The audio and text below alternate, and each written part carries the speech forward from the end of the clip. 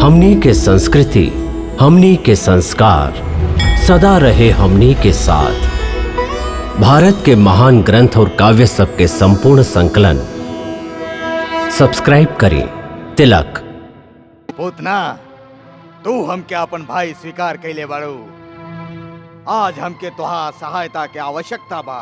आप आज्ञा दीही, पूतना अपन प्राण दे के भी भाई के सेवा करी।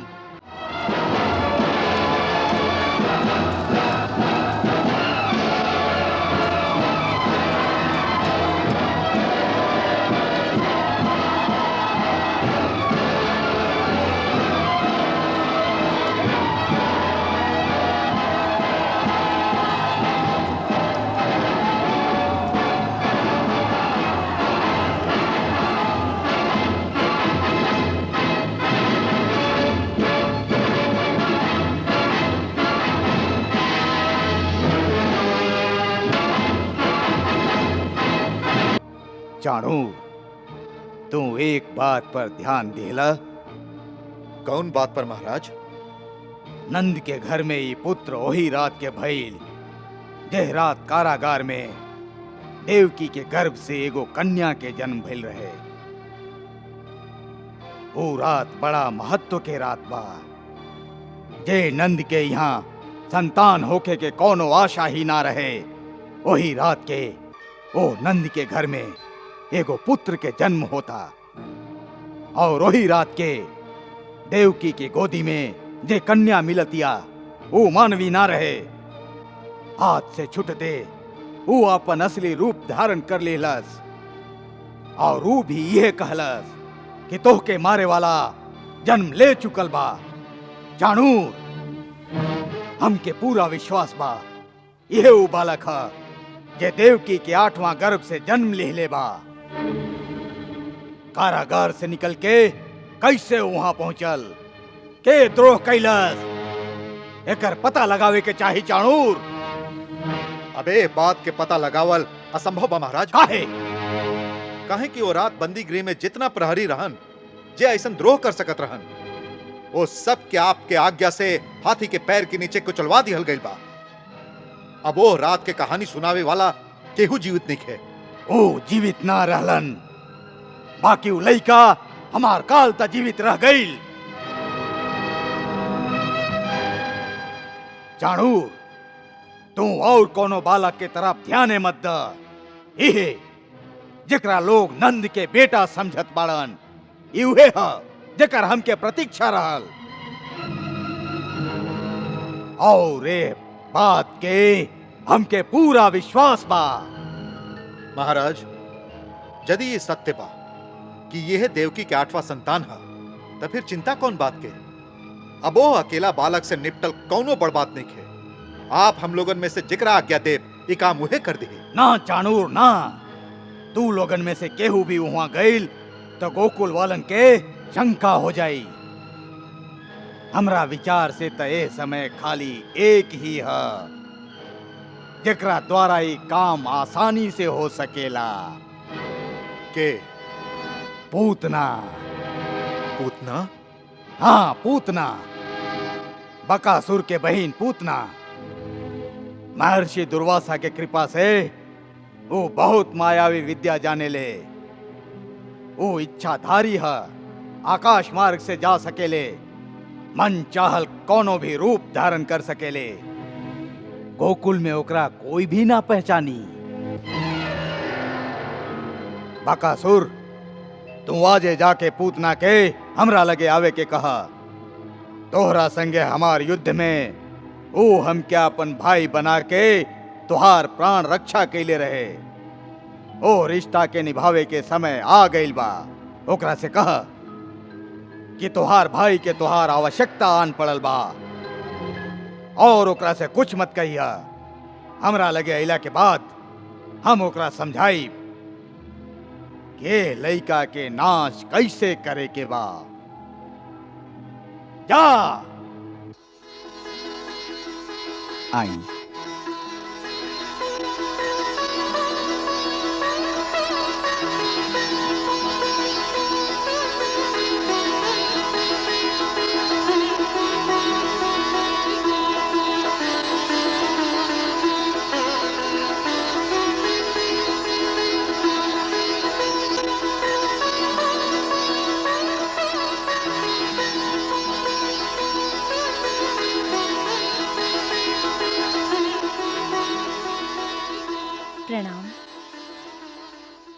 आप आयु में हमसे छोट हैं, बाकी वृष्णि वंश के महाराज शूरसेन के बहू और हमरा राजकुमार वसुदेव के पत्नी हैं।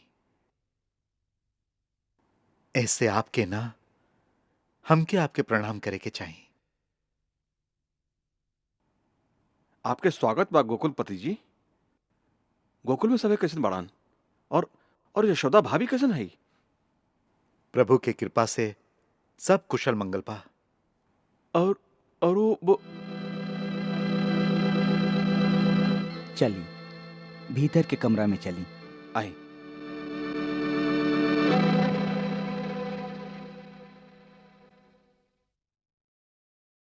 बिराजी,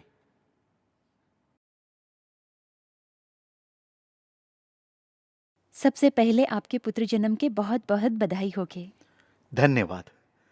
ये सब तो देवी माई के कृपा और गुरुदेव शांडिल्य के आशीर्वाद के फल है। आप सबके भी कारागार से मुक्त भइला पर बधाई होके। रोहिणी भाभी आपके प्रणाम कहले हैं और आपके बंदी गृह से घरे आवे के शुभ अवसर पर बधाई दिले हैं। रोहिणी दीदी स्वयं कुशल से तो बाड़ी ना? और उनकर बेटा? उनकर बेटा? हाँ, उनकर बेटा कैसन बाऊ? ओह बालक के बारे में हम आपके एगो गूढ़ रहस्य बतावल चाहते हैं। असल में ऊ रहस्य देवकी भाभी के पता बा।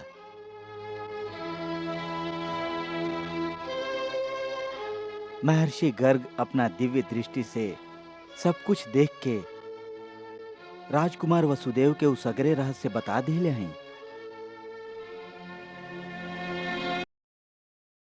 ओह, का देवीय चमत्कार रहे हो। हम सभे तो हतप्रभ हो गेल रही। रोहिणी भाभी तो इतना घबरा गेल रही कि जाने का कर बैठती। गुरुदेव शांडिल्य सब बात के समाधान करके उनका के शांत कैलन। तब कहीं जाके उनकर मन स्वस्थ भइल। भाभी चलत समय हमके आपके खातिर एगो संदेश दिले हैं। का? वो कहले हैं कि देवकी हम तो खाली तोहरा बेटा के धाई हैं, वास्तव में वो तोहरे बेटा है।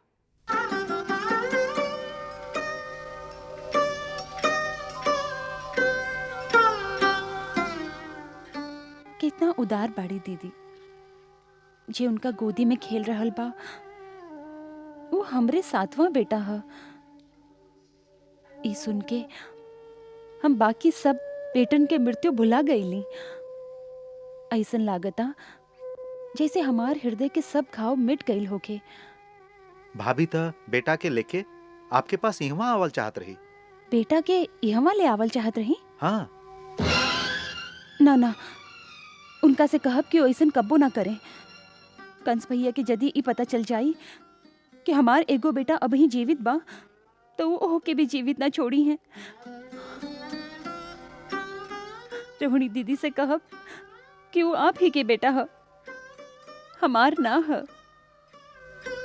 वो ओकरा से भी कबो ई ना कहे कि हम ओकर कुछ लागे ले या हमार ओह से कौनो संबंध बा। वो हमार ना होके ही तो जीवित बा।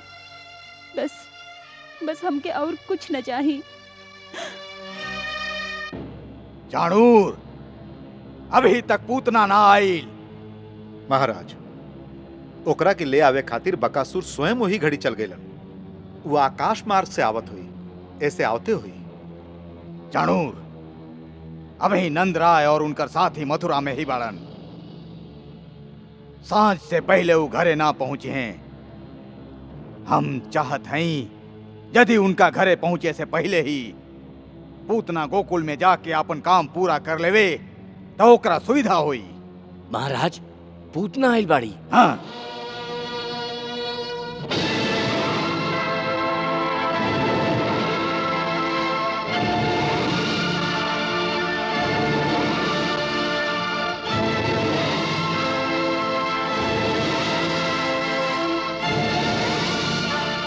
मथुरा नरेश के जय होके।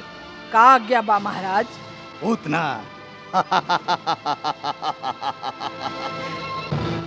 पूतना, तू हमके अपन भाई स्वीकार कैले बाड़ू। आज हमके तुहार सहायता के आवश्यकता बा। आप आज्ञा दीही, पूतना अपन प्राण दे के भी भाई के सेवा करी। हाँ, ता वहीं गोकुल जा और वहाँ नंद के घर में एगो नवजात बालक बा। सुन ले हई कि ओकर जन्म आज से 7 दिन पहले यशोदा के गर्भ से भइल। बाकी हमके पूरा विश्वास बा कि आकाशवाणी के अनुसार दे हमार काल होखे वाला बा। ये उहे बालक ह हाँ? जेकरा खातिर हम देवकी के इतना बरिस तक कारागार में रख ली। कौनो छल से वो हमरा हाथ से बच के निकल गई। अब तो के ओकर हत्या करके हमार चिंता के अंत करे के बा। एगो छोट लड़का के हत्या, बस इतने काम बा भैया। ए नन्हा लइका कोनो साधारण लइका ना ह पूतना। यदि हमार अनुमान सच बा तो वो स्वयं विष्णु ही है,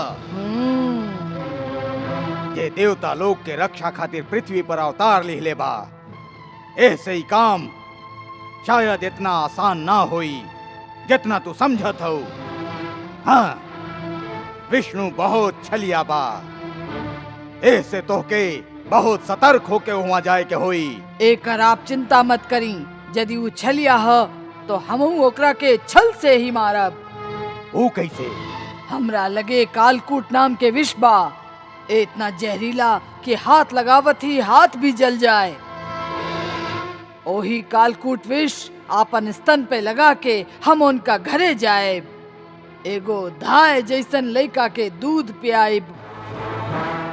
2 घूंट पीते ही ओकर सगरे नाड़ी विष के भयंकर ज्वाला से फट जाई। उत्तम, अति उत्तम। पूतना तू अभी जा। काहे कि नंद के घर में अभी खाली स्त्री लोग ही हुई हैं। पुरुष लोग तो सांझ के समय ही घरे आई हैं। अच्छा बात बा, हमके आज्ञा दीही। जा और विजयी हो के आई हा।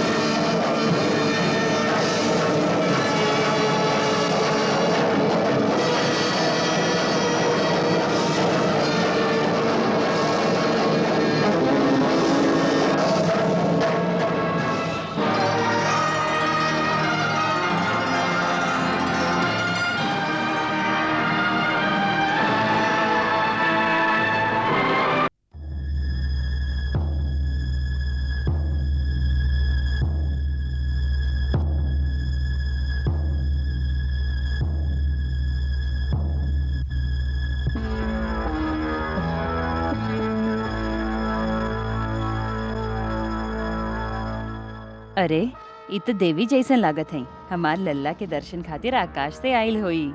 चला चल के देखी कि इ देवी के हई। चला चला चला चला।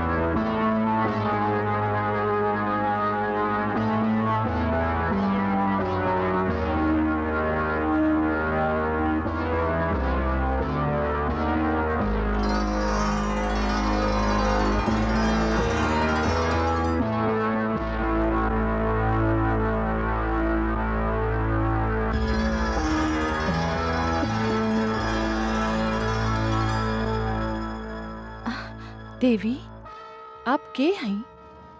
कहाँ से आयल हैं? और एवा आवे के का प्रयोजन बा? हम आपके का सेवा कर सकत हैं? नंदरानी, हमार प्रयोजन तक खाली आपके बेटा के दर्शन करे के बा। हम मथुरा के रहे वाली हैं। हमार पति एगो श्रेष्ठ विद्वान और परम प्रसिद्ध ब्राह्मण बाड़न। ऊ दिव्य दृष्टि से देख के हमके ई बतौलन कि नंदराय के घर में एगो महान आत्मा बेटा के रूप में जन्म लेहले बा, जेकर दर्शन बड़ा ही मंगलकारी बा। एही से हम आपके द्वार पर आयल हैं। स्वागत बा। आसन पर बिराजी। धन्यवाद।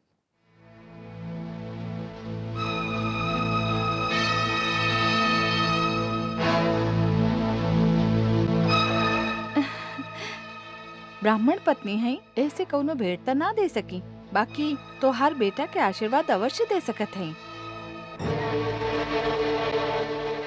हमार तपस्वी पति के सहायता और कृपा से हमके दूगो सिद्धि प्राप्त बा। एमे से एक तो ई बा कि हमार आशीर्वाद कबो निष्फल न जाए। द एकरा हमार गोदी में दे द, हम एकरा लंबा आयु के वरदान दे दे।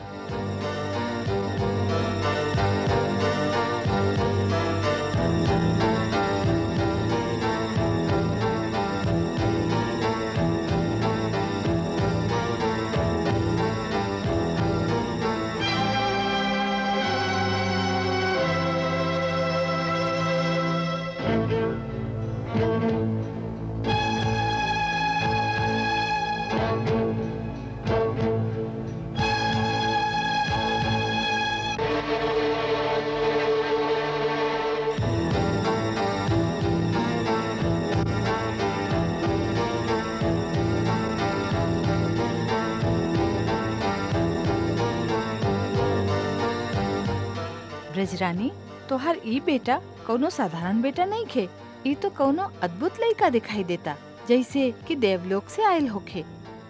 यशोदा रानी, हम एगो और रहस्य के बात बतावत हैं। हम कहले रही ना कि हमके दूगो सिद्धि प्राप्त बा, ओह में से दोसर ई बा कि हमरा स्तन से हमेशा अमृत रस चढ़ेला, जे के पिए से तोहार बेटा अमर हो जाए।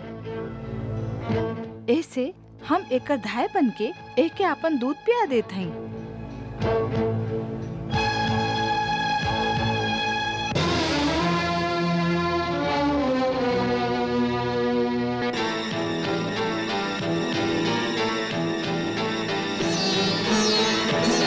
विष भरा दूध पिला रही प्रभु को बालक जान, दुग्ध पान में पी लिए प्रभु ने उसके प्राण।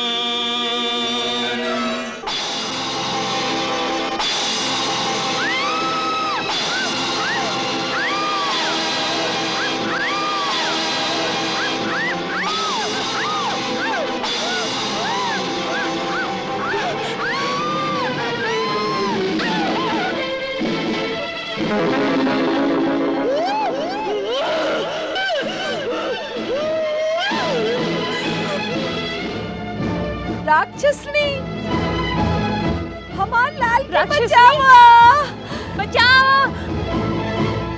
बचावा, बचाओ बचाओ हमार लाल, हमार लाल, अरे कोई बचावा, अरे बचावा, अरे कोई हमारे लाल के बचाओ, बचावा, अरे बचाओ, अरे हमारे लाल के हमार बचाओ। लाल, बचावा।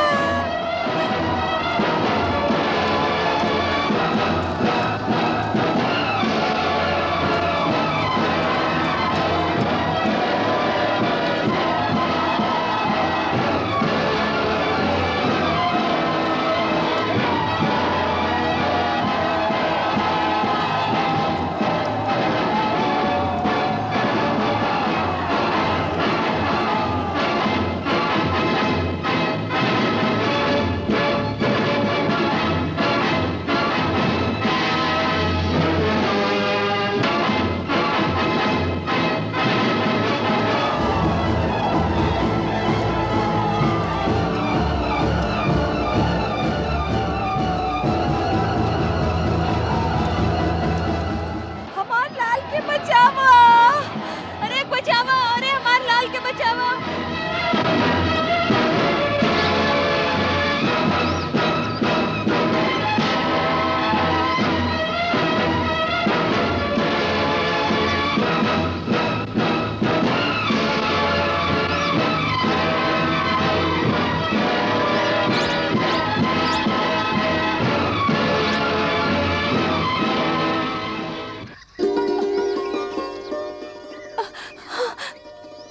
हमार लाल, हमार लाल, हमार लाल, हमार लाल, हमारे लाल, हमार लाल, हमार लाल, हमार लाल। सब ठीक हो गई यशोदा, सब ठीक हो गई। अरे यशोदा, यशोदा होश में आवा। यशोदा, यशोदा, यशोदा उठ, तोहार बेटा बुला रहल बा। बेटी उठा बेटी, देख तोहार बेटा तोहके बुला रहल बा। यशोदा देख तोहार लल्ला बुला रहल बा। उठा यशोदा।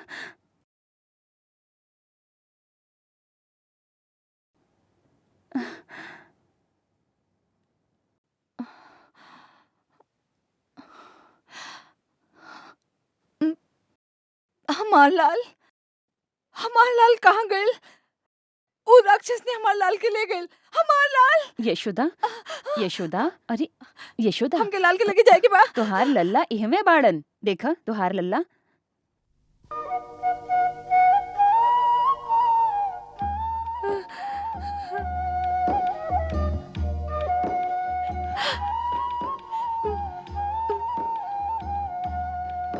हमार लाल, हमार लाल। कहवा चल गए रहा तू? कहवा चल गए रहा? तो के चोट तो न लागल? कहवा चल गए रहा? हमार लाल, तो के कुछ बहल तो ना? चोट तो ना आयल हमार लाल? कुछ बहल तो ना? वो राक्षस ने कहवा है? वो तो मर गई।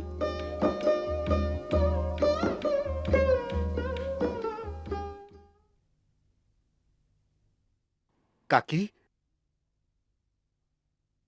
काकी, ये गांव में हम सुन ली, का वो सब सच बा? एकदम सच बा। सबसे पहले अपने बेटा के हाथे ढेर सा दान करावा। नंदराय जी, कौनो बहुत बड़ ग्रह टल गई। फिर कुलगुरु शांडिल्य से कह के कौनो विशेष पूजा करावा। ऐसन विकराल राक्षसनी के हाथों बच गई, कौनो दैवीय चमत्कार ही बा। जरूर, जरूर ही गुरुदेव के आशीर्वाद ही है। लल्ला तो ठीक बना? हाँ नंदराय जी, एकदम सुरक्षित बा, पूरा तरह स्वस्थ। लागता कि थाक गईल बा, अभी सुध जाई।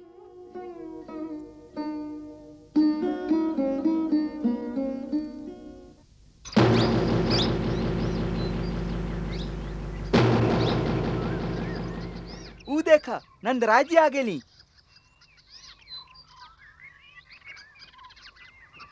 प्रणाम। प्रणाम। आवत घड़ी हम एकरे छाया गोकुल के तरफ जात देख ले रही। हमके का पता रहे कि हमरे बेटा को उठावे आवतिया? उठा के ते ले गेल रहे, बाकी ई मरल कैसे? ई समझ में नहीं के आवत। भगवान की लीला है। शायद वही आवेश में हृदय गति रुक गई होखे। यह एगो बात संभव बा, बाकी बा चमत्कार। और सबसे बड़ चमत्कार तो ई भाई कि लल्ला के शरीर पर एगो खरोच तक ना आयल। और हम लोगन जब इहाँ पहुँचली तो वो मरल देह पर बड़ा आराम से खेलत रहन। नंदराय जी, ए विशाल देह के का कल जाए? एकर अग्निदाह तो करही के चाही, ना तो एकर दुर्गंध से पूरा वातावरण दूषित हो जाई। बाकी इतना बड़ चिता कैसे बनी? हमार विचार से 20-25 चिता बना के एकर शरीर के टुकड़ा करके ओह में डाल दिया जाए, यह उचित बा।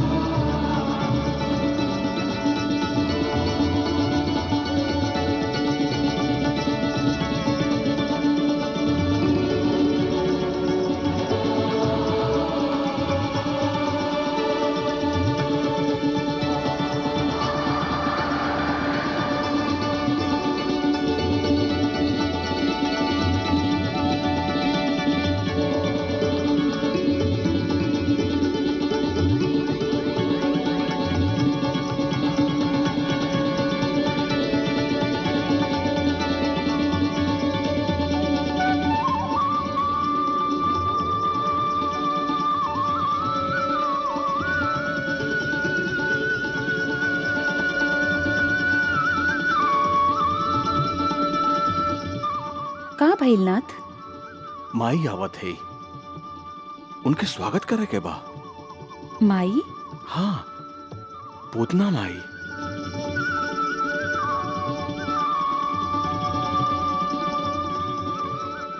हमके दूध पिया के उ माई के पद प्राप्त कर ले लिहा। हम तब पिछला जन्म में ही उनका मातृत्व भावना के स्वीकार ले रही। पिछला जन्म में? हाँ, पिछला जन्म में ही। कब? हमार वामन अवतार के समय ओ जन्म में ये दैत्यन के राजा बलि के पुत्री रतनमाला रही। जब हम वामन के रूप में उनकर यज्ञशाला में पधरली तो उनकर हमार रूप अति प्रिय लागल और मातृत्व की भावना जागल। वो इच्छा कैली कि इनके देख के मन करता कि इनके बेटा की तरह हृदय से लगा के आपन स्तनपान कराई। हम वो बालिका के हृदय में एगो सुंदर कोमल भावना के देख के मने मन उनकर प्रस्ताव के स्वीकार कर लेनी और कहली तथास्तु। और जब हम बलि से प्रतिज्ञा करा के आपन त्रिविक्रम रूप धारण कैली और उनकर सब कुछ छीन लेली तो रतनमाला के हमरा पर बड़ा क्रोध आयल और उनका मन में दूसर शत्रुता के भाव उठल। यदि ऐसन छलिया हमार बेटा होखत ता ओके हम दूध में मिला के विष दे देती। हम उनकर ओ इच्छा के भी स्वीकार कर लेली से ऐसे ए जन्म में एक साथ उनकर दोनों इच्छा पूरा हो गई। हमके विष भी पिला देली और अपन दूध भी पिला देली। बाकी वो आपके ऐसन भयंकर विष देली, आपके ओकर कौनो रोष नहीं खे? ना राधे, विष तो हमके ऐसा लागल जैसे माई प्रेम भरल क्रोध से अपना बेटा के पीटे ली, ओके तो चोट ही ना लागे। और ओकरा साथे माई के दूध तो ए धरती के अमृत हा। दूध पियोली तब पूतना माई के मातृत्व के आदर देके उनका के हमेशा खातिर मुक्त कर देली। ऐसा दीन दयाला,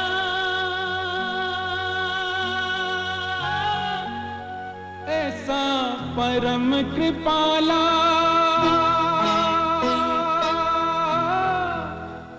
ऐसा हृदय विशाला,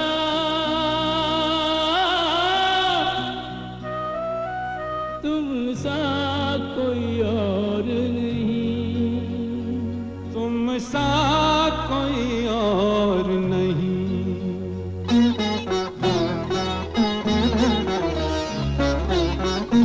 ऐसी कृपा लुटाने वाला तुम सा कोई और नहीं, गले सबको लगाने वाला तुम सा कोई और नहीं। ऐसी कृपा लुटाने वाला तुम सा कोई और नहीं।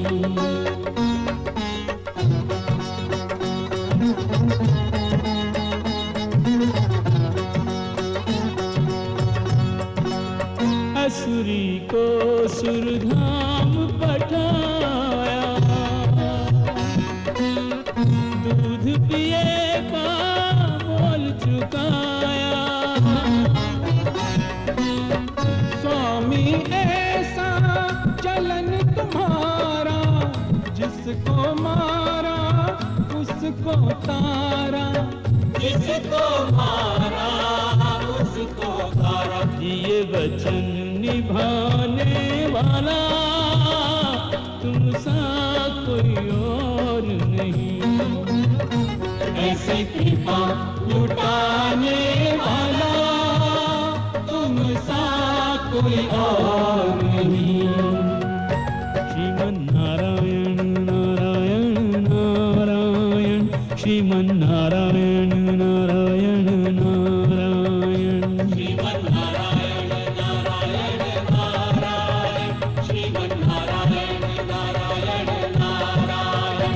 श्रीमन नारायण